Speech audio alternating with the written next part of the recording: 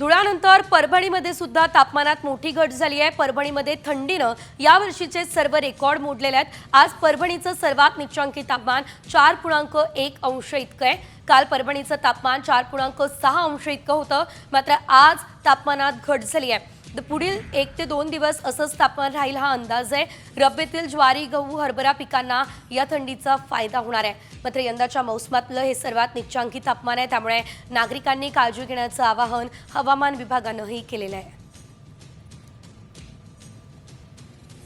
धुळ्यानंतर परभणीमध्ये सुद्धा तापमानात मोठी घट झाली आहे। परभणीमध्ये थंडीनं यावर्षीचे सर्व रेकॉर्ड मोडलेले आहेत। आज परभणीचं सर्वात निचांकी तापमान 4.1 अंश इतकं आहे। काल परभणीचं तापमान 4.6 अंश इतकं होतं, मात्र आज तापमानात घट झाली आहे। पुढील 1 ते 2 दिवस असंच तापमान राहील हा अंदाज आहे।